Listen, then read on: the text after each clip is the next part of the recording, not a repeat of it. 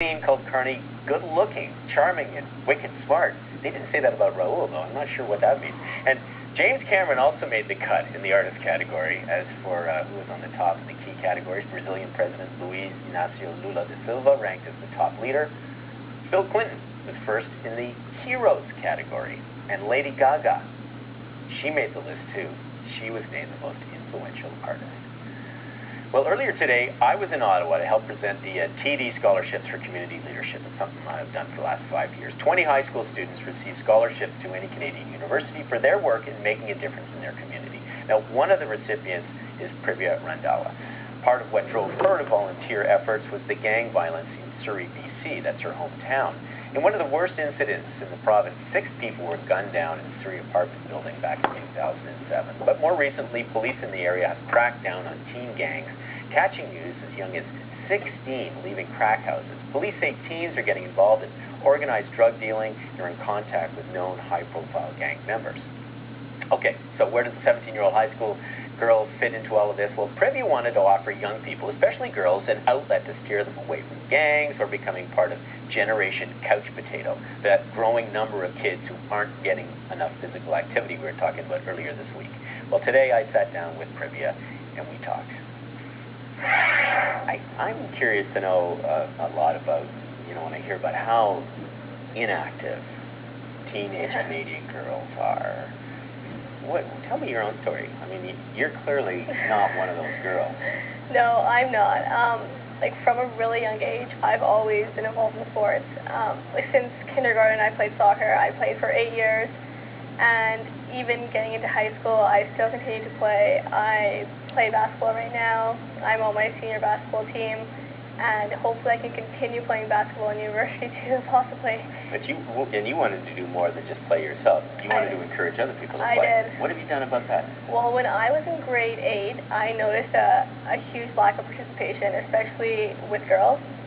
And it got to the point where when we were trying to make teams, it was hard to just get a team together for the girls because there were girls who just didn't want to play.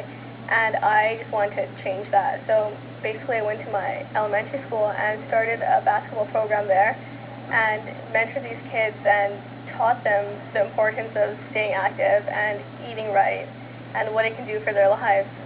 And why weren't they getting involved when you said, they just didn't want to play? Why not? Yeah, well, I noticed a couple things.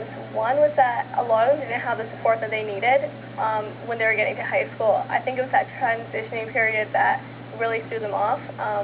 They weren't confident enough to try out for these teams, and they didn't have the encouragement that they needed. But I wanted to support them, and I wanted to encourage them to continue playing no matter what it was. Why? What was pushing you to push them?